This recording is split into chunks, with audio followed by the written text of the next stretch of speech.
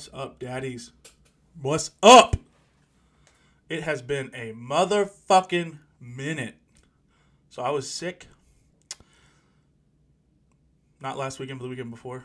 I got really sick, and it lasted a lot of the week. So I didn't have much recorded at all, and I was feeling way too sick to edit. So I apologize, but I'm back here to drop some, truth bombs on you guys, some knowledge. This is Life Equals. It's the eighth episode, I believe. This is going to be Life Equals Expectations. So,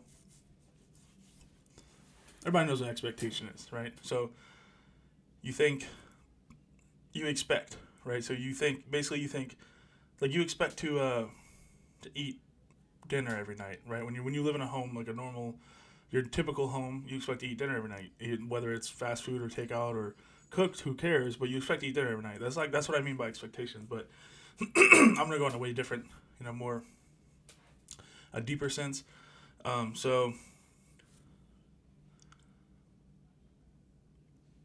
when people have expectations of other people and it doesn't work out for in some way or another, it usually turns into something bad.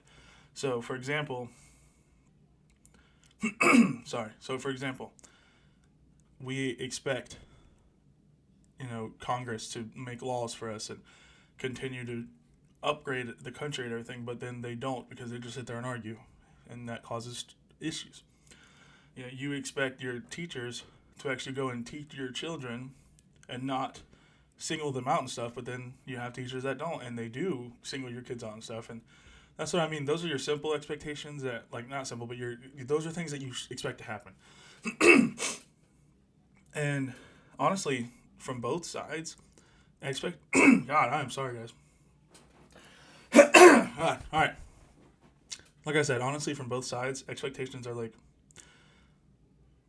they're both, they can hurt you in many ways. So when you expect something from someone and they don't follow through, so like let's say, again, like I said with those examples, but let's give you a more personal example. Let's say you expect your mom to come to your basketball game because she said she would. Now, how upset are you whenever she doesn't because something came up? You feel that, God. That's why I think that's my point. Like expectations are dangerous. So, and I'm not saying you shouldn't have them. I'm saying people should limit them, and we'll go over that more. And then you have the flip side. So let's say, God, your parents expected you to get an A in this class, and you didn't, and it was just something you were struggling with and didn't want to tell anyone. This is just situations. I'm not gonna say like you just didn't care because that does happen, but this is where it'll hurt because you really really tried and you wanted to build their expectation to make them feel like you were successful, and then you're not, so it hurts. You're like, oh, this, I'm a letdown, I'm a failure. And then, like I said, vice versa, it's your parents are gonna be like, oh my god, what did I do wrong?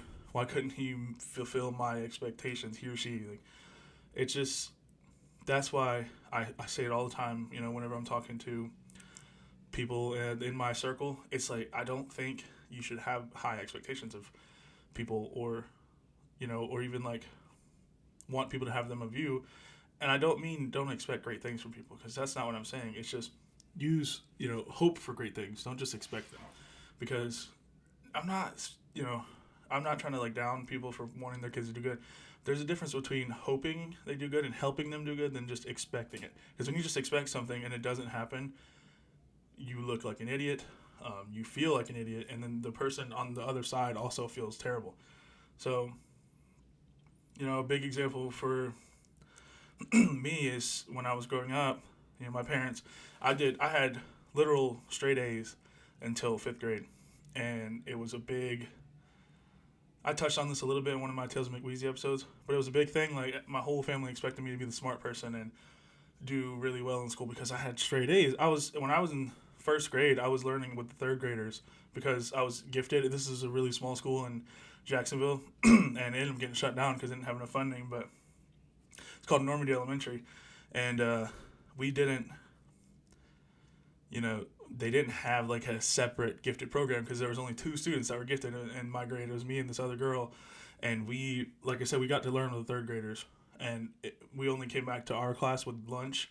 We came back to our first graders, like, so our friends and stuff. We came back for lunch and like quizzes and stuff. But when we actually went out, we went out to the third grade to learn reading and math and stuff like that because we were just ahead of everybody. And it's not like it's and they did a little IQ test when I was a kid, and I guess I did good enough.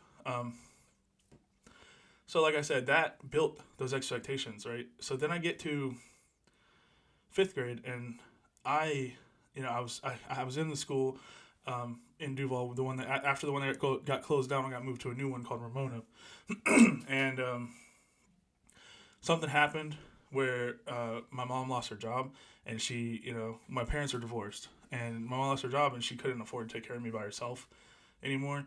So she wanted me to go live with my dad and come to her house on the weekends, which I was doing, the opposite. I was living with her and going to dad's on the weekends, and I really didn't want to do it. I'm still a huge mama's boy, so I did not feel like going back, doing that. And her car broke down was another issue, and I was just like, I don't want to go live with, dad now because I have, 4 siblings. And my 2 older brothers and my stepbrother all live with my dad, and then my sister lived with my mom at this time. And I'm back and forth from living with my mom and living on her own because she was older. And like I said, I was a huge mom's boy. I didn't want to live with my dad, and there's nothing against my dad. I just did. I thought that I needed to be up my mom's ass. Turns out it was a very good thing. So maybe we'll talk about that another day. But I didn't want to do it at first. So I go, and I get to finally start living there. Can't sleep at all, and had to sleep on the couch at first because we had to figure out the bedroom situations. And I was there on the weekends, so it didn't bother me to sleep on the couch on the weekends. But whenever it was, the whole week, it sucked. It only took about a couple days, though, like maybe 3 days to figure out the bedrooms. But God, I had to clear my throat 80 times. I'm so sorry. But we go. He keeps me at Ramona for a little bit, and he's driving me back and forth. And then winter break, he's like, "Yo, this is a good time to switch you to the Clay schools." And I was excited at Ramona, not to move schools. I was excited at Ramona because I was going to junior high in 6th grade, right? I was like, finally I'm getting to junior high. Fuck elementary. I'm out. I'm outie 5K, right? And turns out in Clay County in Florida, we don't go to junior high in 6th grade. You go in 7th grade. So I'm like so pissed whenever I found out that I had to go back to a new school and then have an extra 2 years there instead of just finishing this one. And I still had straight A's at this point, right? So I go to the school, and I'm just all pissed off, and I wanted to, like, basically teach my dad a lesson. And I knew how highly he thought of me, how smart I was, and I knew his expectations. And we did this test to decide what classes you should take, because in this school, which was called Grove Park, you had different levels, right? And I failed him on purpose, these little tests. I did really well in the reading one because at first I was just like, you know what, I'm going to try because the reading one was really easy for me. And I got put in the highest reading. She gives me the math one because there was reading and math. And I bombed it on purpose. I literally didn't even check. I literally drew a Christmas tree on my test because my brother told me about him doing that. And I was like, oh, this will be funny. And so she put me in the lowest math. And when that happened, my dad was pissed when he found out. And I was like, oh, well, that's what you get. And little did I know I was fucking myself over. And then not only that, even in the highest reading class later that year, I was not doing any work that I didn't have to do. Like, if I did no homework, I lied, so I didn't have homework. I did nothing. Like, I just was trying to piss him off, And luckily, I ended up passing, spoiler alert. But, man, I was trying to fail because and the point was, in my head, was because he thinks so highly of me, because he has these high expectations, I want to hurt him because he made me move here by, doing bad in class on purpose. And I now regret it. Why would I do that to myself? Hurting myself more than anyone. I ended up passing, luckily. I had an F in math. I had a D in reading, but I passed through the grade. And I was so behind in 6th grade. I was so behind that I just felt like an idiot, because I just didn't do anything all year. And then And that lasted like that. I was fine in reading my whole life because that's just something you don't lose. You pick that up. And all the other classes like science and social studies, that math behind that, I caused myself to be behind by not doing anything. I, up until college where I finally realized, math's not that hard. I was terrible in math. And it's all my fault. And that's crazy to think that you could do that to yourself. And I did. I mean, and it was so crazy because I realized all the time I would be like, oh, math's not that hard. I just got to pay attention. But I would lose interest so fast because I was already behind in every single math class because I didn't pay attention in one grade. And it just made me feel like I was behind continuously. I stayed on that track of like barely passing until junior year, the end of sophomore year, I started trying and I ended up with like all A's and 1B. So then junior year I took all the advanced classes and stuff, and they put me in the smart classes. And senior year I did too, but senior year I didn't try. I had senioritis really bad. But that made me realize like that how important expectations are, because I knew how bad it would hurt my dad to do this. And I apologize, Dad. And I've done it to you in person, but it was stupid. I regret it to this day. But I really, I don't know what I can do to fix it. And there's nothing I can do. So it's honestly bad to regret it, but I do a little bit. But I feel like I'll eventually, because what can I do at this point? It worked out. I ended up graduating from the University of Florida after, working my butt off to get through community college with really good grades. And instead of staying on a path where I could have just went to the University of Florida straight out of high school, I, put myself on a backtrack because I just didn't care. And again, if I could go back, wouldn't I do it the same?